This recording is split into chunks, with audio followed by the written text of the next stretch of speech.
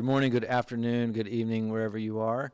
We're here tonight back at the Gospel Echo USA podcast, and we've got a kind of an in-house guest. We've got Maddie Goodman with us. Maddie's part of our core team who's helping us share the gospel and the implications of that to every church, home, and office in Florida, and by extension in the U.S., and that's we're hoping God's going to do huge things, and she's been a huge blessing to our ministry. Thank you for being here. Oh, thank you for having me. I'm excited. You're quite welcome. You're quite welcome. So far, the guests we've had, I like to kind of start where their story starts. When did you get saved, and how did that happen? Yeah, so I grew up in a Christian household my entire life. I'm so blessed that the Lord provided that for me. So I started in church from the moment I was born. I just grew up in church, and we were really involved in our church. We did vacation Bible school. We had a drive nativity, and we had all the animals. We were just really, really involved in our church. So I knew Jesus from a really young age. So I think that I was probably 7 or 8 when I accepted Christ, like when I fully understood, oh, wow, like Jesus died for my sins. Wow. But I don't think like I really grasped it all until I was probably like 14 or 15. It's tough. It's tough when you got young kids like that. Right. I think I know of one other testimony of someone who got saved when they were like 7, and it was John Piper. Yeah. And his dad was a pastor, but that's awesome. Yeah. Most people, I mean, that's a beautiful blessing and a benefit that you had Huge. from that. So that was in North Carolina, though. Yeah, that was in North Carolina, born and raised in Eastern North Carolina. Nice. So. And so how did you end up in Miami? Yeah, so in this ministry in Miami, of all things. Right. So I moved around a little bit. I'm in the arts, so I was really studying that as a child, and all the way up to where I am now. I still am in the arts, the liberal arts. But it's been a time. So I got a job down here in Miami when I was 18, moved down here, and I would like to say my parents are very proud that I'm still have my roots from where I came from, even working in the liberal arts. So, I found the church down here. I found Harvest Miami and got really involved and met so many wonderful people. Yeah. And then it's always been a call in my heart. I really love politics and I really love law. So it's always been something that's been in the back of my mind, just something I was very strong on my views from a very young age. I didn't let anything go. Very stubborn. So I'm just excited to see. So you were like 9 years old in the back of your parents' van arguing about stuff? Oh, yeah. My mom would tell me that I was going to write the book on arguing. So, yeah. Third child, middle child. Yeah. Wouldn't let anything go. So stubborn, like my way or the highway. Maybe that's confirmation of your calling to be an attorney. Maybe so. That's too funny. So when you got here, were you actually involved in politics before Gospel Echo? Or was this kind of like your first official ministry venture into that? Yeah, this is one of my very first official ventures into it. Yeah, I've always been very avid watching the news and just knowing what's going on in the world, and just usually having the differing opinion from everyone else and standing firm in that. But I never thought that I would actually be able to get involved with it. So I cannot wait to see what the Lord does with this. And I really think that he's going to bless this ministry and everything that we're going to do in this county and in the city, the state, and then nationwide. It's just such a unique time too. Absolutely. It's so different than any time in my lifetime. Definitely. I can't wait to see what he does either. So speaking of recent events,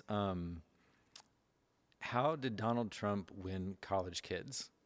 How did that happen? Yeah, I think that there is a hunger. I think that right now in the culture of my generation, it's a dark place. That culture is a dark place because of social media, because of hookup culture, because of all sorts of things people are seeing nowadays. I think that there's a hunger for truth, mainly, in wanting to really find what is the truth. I think that Charlie Kirk had a lot to do with it, with Turning Point USA, being at college campuses and having a differing opinion with someone and saying, well, can you explain to me why you have that opinion? I think it's so important to be able to explain why you hold a belief. And I also believe that our generation is more politically illiterate and biblically illiterate than ever before. And so I'm hoping that we can see some reform in that, with the younger generation being excited about this election and seeing what the outcome is. So I'm excited to see what happens with that. This is kind of a rabbit trail, but have you heard of postmodernism? Yes, I think so. Okay. So postmodernism is the idea, and this is what all colleges have taught for the last 20, 25 years, the overriding philosophy of life. There's no such thing as objective truth. Right. So you can see clips of, like, I don't know if you know who Todd Friel or his ministry, Wretched Radio, is, but he goes to college campuses and you can see him have for instance, he has an exchange. He's on the microphone evangelizing everyone, and he has an exchange with a black student. And he's like, "Are you a white woman?" And the kid's like, "I am if you think I am, if that's your truth." And so, right, the most absurd things. Right. He like holds up his phone. He's like, "Is this a banana?" And like nobody can answer him. That's what's been taught for the last 20, 25 years. Yeah. And if we know from the Bible how important objective truth is. That's exactly right. Do you think that's what they're starving for? Can you imagine thinking there's no truth? What if 2 + 2 is not 4? What if it's 87? And someone says that and you're like, "Oh, maybe." And some people probably would say that. A lot of them would. I think that is one main reason. It's so delusional how to have no kind of truth. If you have no truth, you have no hope in anything. Right. So I think that, the Bible is truth, and it's the Word of God, and it's the only truth. Right. So yeah, I think that's definitely part of it. They're trying to change the culture. That's how you change the world, is by changing the culture. Right. And you want to start with the young people. That's why they start with the family. That's why they start in all the areas where the children are. And even kids who are in college, they're still kids, 18 to 21. I'm 23 now, and I thought I knew everything at 21, and I didn't know everything at 21. Now you're seasoned at 23. Right, exactly. I'm sure I'll look back in like 5 years and be like, didn't know anything at 23 either. But yeah, I definitely think that has a huge part of education is warfare. Absolutely. And it's something that the Christians have let go of. Yeah. Well, and we've lost major footholds there. We've lost major footholds in a lot of places. So there's a deep hunger. You keep, and I'm only asking you this because I've heard you say it at other events. You've mentioned the culture of death. Yeah. Because we say it, we know what we mean because we're kind of in the same circles or talk to the same people. For people listening, what is that? What is that? The culture of death? Yeah. It's a huge abortion movement. The percentages now are so high, even in Florida, where we have a 6-week limit on abortion, and they're higher than ever before. The culture of death, it's, at the end of the day, it's people not wanting to have responsibility, which I think is a huge issue in our generation. No one wants to accept responsibility, and how can you if there's not an absolute truth? Yeah. If everything is just arbitrary, then you don't need to accept responsibility for anything. Yeah. I think that it's amazing that we have more conservative men than ever before, 50% more conservative than ever. So I'm hoping that means that the men will stand up and accept responsibilities even when you make mistakes. But yeah, the culture of death, it's sweeping through our nation, sweeping through our world. It's incredibly unfortunate, and it's so it's such a horrible place for women to be in, because abortion is so much trauma, whether you have one, or even if you have a miscarriage, which is not an abortion, let's be clear, but even that is so much trauma, and it's a life. Yeah. There's a reason why Jesus came in a womb. Right. Because life is so special, and so any life has intrinsic. It's there. It's fearfully and wonderfully made by God, and it's powerful. And I think that, that's the culture of death. You said something interesting. It's also the lack of responsibility. Absolutely. At least when men abdicate responsibility, then not just people die through abortion, but like families die. That's right. And then a culture dies. And That's right. I think it's a whole generation. Yeah. There's a whole generation that should be here. Out of the you millions and mean millions since Roe versus Wade. Yeah, I mean ever. There's generations upon generations. There should be millions of kids my age standing up with me and fighting against this and being able to speak, but they were not ever given the chance to speak. Yeah. So there's an entire multitudes of generations that were never even allowed to live because of this. Yeah. And I think that that's so impactful when you think about the millions of babies in this year alone that could be here and are not. Yeah. It's like 3,000 a day. It's crazy. So at least the good news, though, not saying that, I mean, the fact that there was such a large young vote for Trump is a good sign. I Right. mean, I'm not saying everything's turned around, but if that many people have voted for her, it would have been very discouraging. For sure. Absolutely. What do you think about, I mean, obviously it was a historic election night. I mean, the popular vote, the Electoral College, the Senate, the House, the Clean majority sweep. of governorships, like she underperformed Joe Biden in every county in the country, which is maybe the best clip on YouTube I've ever seen. But And he overperformed in tons of counties. I mean, everybody kind of talks about the assassinations attempts. What do you think about God's providence in that? I mean, he did get shot in the ear. Yeah, I think that was totally God. I mean, you can't deny that at all. Right. I mean, it showed that he had a purpose for him and that he was going to make him president. I fully believe that. Yeah. He didn't have to save his life, Yeah. but he did. And so as Christians, I think that we need to honor that, and we have to stand up and defend our faith that we've been given and realize that God has given us another chance. I think about the Israelites in the Bible, the many times that they turned away from the Lord, and then they would repent and they would ask for his help again, and he would show back up. Right. The hundreds, or I don't know how many years the book of Judges spans. It might be like 1,000, but all of that, and then almost all of the Old Testament, really. Yeah, I mean, after and the just like Pentateuch. into the King of Kings and Chronicles, and yeah, all the evil kings, and then they would have a good king like Hezekiah and Josiah, but then evil ones would come right back, and it's also very interesting how easily they forgot. Yeah, how But God- superficial some of the Yes. repentance was. For sure, but also that there was always a remnant there. Right. That there was always someone. Let me ask you this. So in light of that, since you understand that theology, before I ask her, let me make clear, we're Christians. We understand that God's sovereign, and everything that happens, he either causes or allows. And we understand when the attempt was made on his life, another man died. And to be able to answer the question, why did God let him live and let President Trump live and not that other man? We don't know. So we're just saying it's clear from God's providence that he's allowed President Trump to live. And what segue into my next question, do we need to be getting to work over the next 4 years while we've got this little reprieve from the Biden regime? Absolutely. Absolutely. There's no stopping. It's go time. Yeah. This was only the work up to the election. Now winning the election, that was putting on the armor. Now we're going into battle. There's going to be spiritual warfare like never before. I fully believe that. And we have to get to work harder than we ever have. There's no time to be lazy. There's no time to be the sluggard like in Proverbs. No, we need to be like the worker ants that are always moving and always going. Even though they're little, they're mighty. And so this is the more important time, and it's such a cool time to be in history and to be in this kind of ministry right now, because there's so many things that we're winning right now. Keep on winning. We're going to get tired of winning. I hope that's true. But absolutely, it's more important than ever that we continue to not only defend our faith and be there as Christians, but not to get lazy and prideful in it. Yeah, it's definitely not the time for negligence or.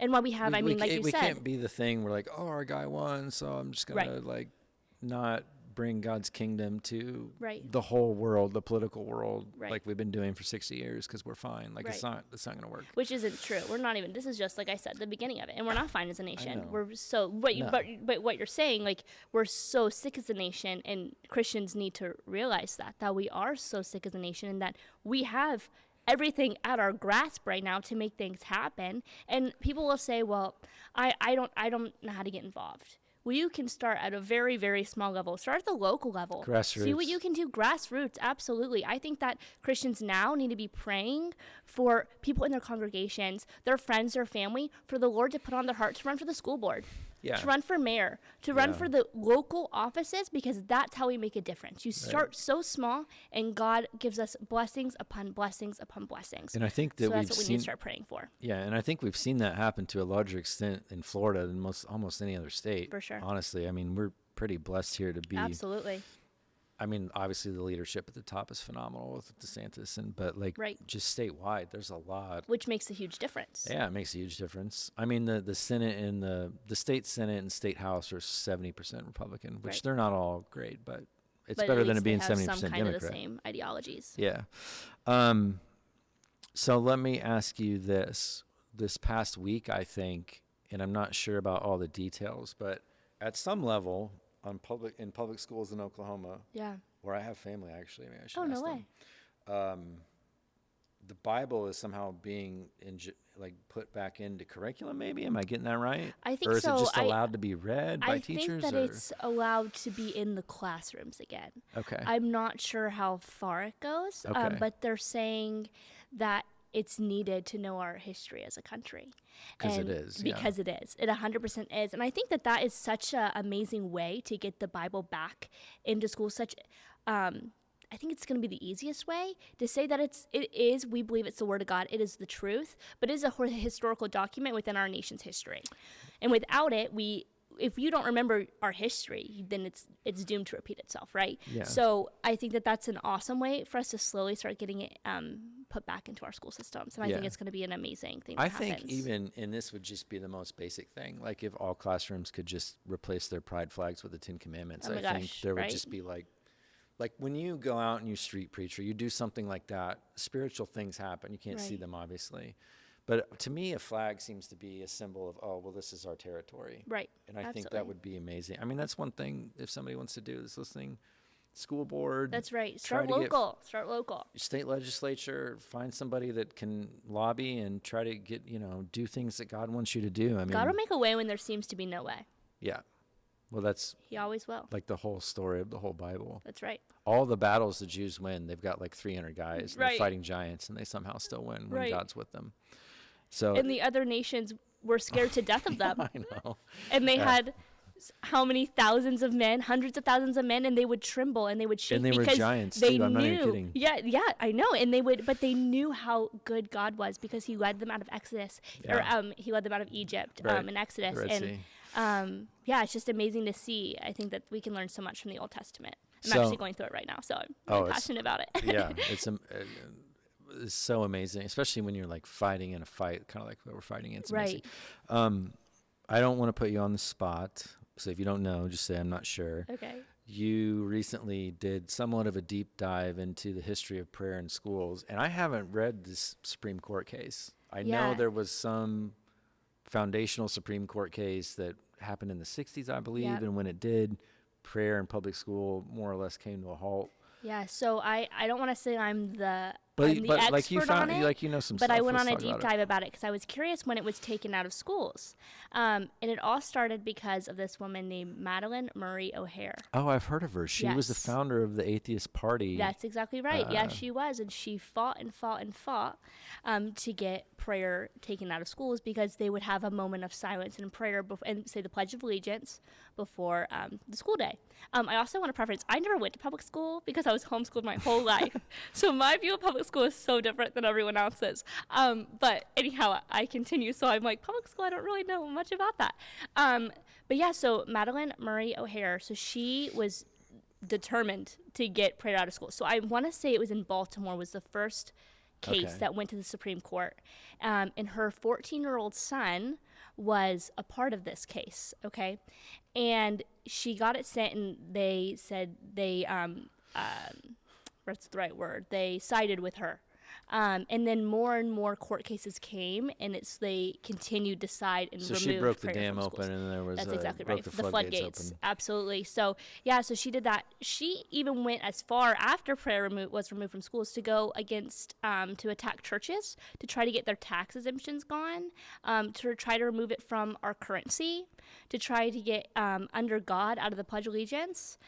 She was a pretty determined woman. Let's say that. I mean, if you have something to go for, I guess, hey, she went for it. But obviously, I don't agree with her. Do you know what? I wonder, because it was probably sometime in it was years ago, but I heard her son on Moody Radio. He's a believer. So was he the 14-year-old? Yeah, he was the 14-year-old that was involved in it.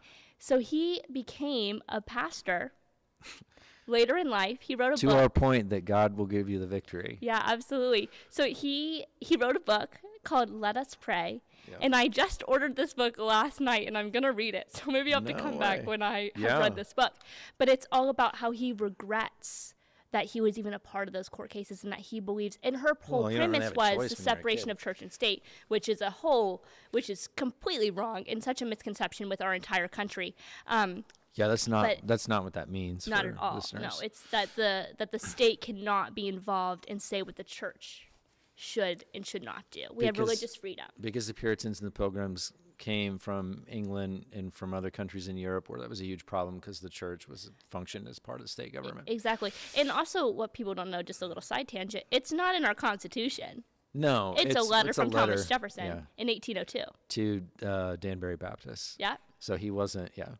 Yeah. Yeah. People leftists use it today, and what they mean is any morality you get from God or the Bible that can't be part of the public square or public life. Right. Which And is there is nothing in incorrect. our founding documents or any state documents that says that. I would go as far to say that it's the thread that binds our country together.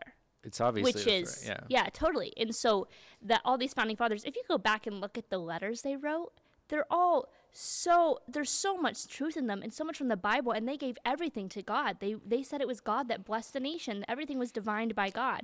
And so I think that it's important to look back at that. But anyhow, her son, sorry, tangent. Okay. Her son, he's a Baptist preacher, and he wrote a book, and he's super involved in wanting to get prayer put back in schools. So Is he still alive? I think so. Yes, he is still alive. Yeah. We'll have to look into that. That's interesting because that's, as you know, when we're doing locally in the school board, that's Right. one thing I think it'd be huge to get Yeah. prayer back in schools. that would be amazing. Yeah. I mean, they've so already Oklahoma's started. the first of many, I hope. Yeah. We'll see Yeah. what happens. So this is kind of like you could answer anything. What do you think is the most exciting part of the upcoming administration? For me, it's Doge. That's a good one. I really hope that it happens. I just want to see Elon Musk with like the mainstream media without a care in the world explaining how he just slashed like $8 trillion Oh my gosh. from the budget. And he said that's there's going to just be me. merch. So get ready. I need to get some for the pod. I want to wear it. Yeah, that'll be good. Yeah, he said there'll be merch. I'm really excited. I think a lot of women are really excited for this, but I'm really excited to see what RFK does. Our food system is horrible, and the more you dive into it, the scarier it is. I got scared just from seeing like a post on Instagram. Yeah. I don't know if I want to dive into it. Yeah, it's really scary. It's so scary that even our soil is completely. It's so Like from the insecticides and stuff they put in it. yeah, from the chemicals, from everything that they've done with the genetically modifying so many things. Our soil is so bad, like Yeah. really, really, really bad. Yeah, I know they. So it's going to be a whole process. It's not even just like changing the FDA. It's this huge process. Yeah. I saw what the reference I was making to Instagram, and I'm not saying everything on Instagram is true, but the guy was in Spain, I think, and he was saying like Fanta, because a lot of what you read says that chemicals that are in like our products here are totally prohibited in every country in Europe. And he was in Yep, Spain, and he they was are. buying Fanta, and it was like yellow. Yeah. And he was like, I don't know, whatever makes it orange here, like you can't even sell that. Well, that's like even in It's just little stuff like it's crazy, but it it shouldn't be makes me scary think to drink a too. Fanta, but I'm just But what's crazier to me about that is, yes, that we have that it's so different in the two places, but it's crazier to me that the companies make it different. That I'm sure But it's it's gotta cheaper to make be- our version. yeah, But it they're has to be, they have poisoning to be us. making a ton of money. So much obviously. money. But even like Canada, their Fruit Loops, I'm sure it's probably in Europe too, but their Fruit Loops, their colors of the Fruit Loops are like muted, like Well, I just- barely, because they can't have red 40. I or just any saw of those that. things. Sorry to interrupt you, but I just saw the New York Times, which was formerly a newspaper, was trying to rip RFK for saying something about Fruit Loops, and they were like, they pointed out like 5 or 6 things, and they were like, that's the only difference.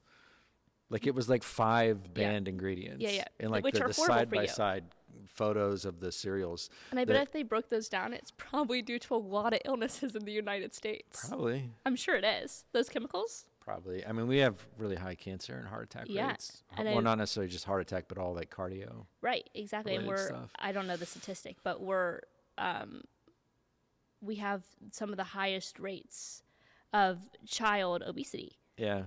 in Type 2 children diabetes and because stuff. so they're like that alone that we're making our kids sick above anything else. Yeah, well, I'm excited to see what RFK does too, and I'm hoping this doesn't happen. But what if like the big revelation is like you basically have to buy the organic everything, or it's like super unhealthy? Right. I mean, it's like $9 of organic milk for a gallon, so that's going to be rough for people, I think. I think it's gonna take longer than 4 years. Oh, it's going to take, this whole thing's going to take longer than 4 years. But I think it's exciting just to and see that someone's finally talking about it. Yes, it's just exciting to see how the pendulum's changed. I mean, because nobody wants their country to be 35 trillion in debt. I mean, a number that you can never pay back. Yeah, huge. So I think there's a lot of things I'm excited about, but I think that it'll be interesting to see what happens. Tough. It is tough to just pick one, honestly. I know there's so many. It's like a draft right now. People are more excited about this than anything. People are more excited about his cabinet than sports. No. I wouldn't go that far, but they're like, no, really I think pumped. some people probably are. Yeah. I mean, it really is. It's people. legit. I'm on X all the time. Oh my gosh, a new draft pick is out. I know. I think part of it is like you get the blurbs on your phone, and for 4 years it was just so much infuriating. I know, it's like exciting 8 million times more again. legal immigrants have crossed, and somebody was murdered. Doom and gloom. Yeah, But now it's like, oh my gosh. And just the Elon Musk. It's not very Christ-like, but the troll level of it is hilarious to me. Like, I don't know. Maybe I shouldn't feel that way, but I'm frustrated. Okay, all right. Here's my question about your native North Carolinianness. Okay.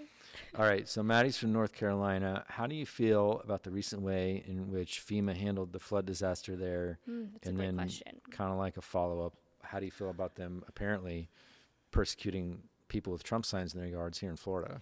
Yeah, so I have lots of friends and family out in Western North Carolina, and they would be the first ones to tell you that FEMA, if they showed up, most of them did not see them.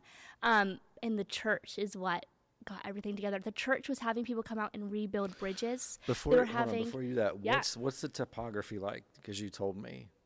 In other words, is it just flat, or are there people up in mountains? No, up. I mean, it's the Smoky Mountains. Right. So I mean, there's cabins at the top of mountains. There's houses all over, and we had family friends that because of how the floods came through so quickly, and there's dams there as well, and so that's where our major water sources. That's where Duke Energy is, and so that it is the power plant for the state of North Carolina, one of them, and we had friends that because of how the roads washed away, they were stuck on a mountaintop and they couldn't get down. They had to have helicopters come in and save them, bring them food and water because they couldn't leave. They could only go anywhere by foot, and even by foot, you could only go so far down the mountain because the roads washed away. I don't know if you've ever driven through the Smoky Mountains, but I've actually driven through North Carolina. Yeah, so it's winding roads. It was rough. Very, very narrow winding roads. I mean, like if you look down and you fall off, you're a goner. Like it's done for you. We were coming home from Cleveland, where my daughter went to college. Okay, and the hotel was in North Carolina, and I swear we went like this for like 15 minutes until we got to the bottom, and the road was named after like Andy Griffith or something. Yeah, I know exactly where you were. Yeah, and that's where we stayed. It was a hard drive at night after like 12 hours. It is, absolutely. So all those roads were completely washed away, but it was the church that showed up. Samaritan's Purse was there, which is an awesome organization. Franklin Graham's ministry. Yeah, he was there, and many other just local churches were there. The local sheriffs and all the fire department, all the local departments, they all were there to help. But FEMA did not do much of anything. It's kind of like a perfect example of like maybe having a federal government with 12 million employees that are highly protected and are a huge reason for the national debt. Maybe we should change directions. Yeah, you would think so, right? It's just a thought. Just a thought. Yeah. Maybe Elon will fix it. Yeah. No, I'm not very impressed by FEMA. That's crazy. And even in Florida, they didn't. I don't know as much about Florida because I don't have family in the areas that were hit, but I don't believe they did much. Well, whether they did anything or not, the Daily Wire broke a story because they got internal documents of one of their employees. I saw this. With a specific directive to not help people with Trump signs in their yards. Not help somebody with a different view than you. Yeah. That's where our country's super. Yeah, the tolerance is really showing. Yeah. Yeah. But that happened, and today, I don't know who like the highest ranking member of FEMA is, but one of their top ranking people was in front of the Congress today, which oh really? I don't watch those though. Do you want to know why? because the whole time it's like Jim Jordan or somebody with evidence in front of him asking the person to explain that. The person's like, I don't recall. I have no idea. I don't know. Couldn't I'm not tell in ya. court, so I can't remember anything. It Right. just really annoys me. Yeah. And there's a lot of yelling that goes on. I would probably yell if I was a Yeah. congressman, because I'd I get would so too. annoyed at people lying to my face. I would too. Absolutely. That would be difficult. That's like back with like the Trump assassination or attempted assassination as well. Yeah. Well, With what's her name? Kim something or other. They made her yeah. resign. Yeah. But she like sat Only there. after like huge public pressure. Yeah, though. totally. She just sat there. I don't recall. Yeah. Same thing. Yeah. Why did you let that guy walk in with that scope on him? Yeah. I have no idea. Couldn't tell you. It's a crazy world. So we're hoping to change the public school system here. Yeah. The universities Excited about here in Florida, we're hoping to make the church live out Christendom with all the Absolutely. implications of that, and at the local level, bring the implications of the gospel to political office. And we appreciate everything you do for us. Thank you so much. Thank you. Appreciate you being here. Thank you so much for listening to Gospel Echo USA. Please remember to like this video and subscribe, and follow us on all of our social media.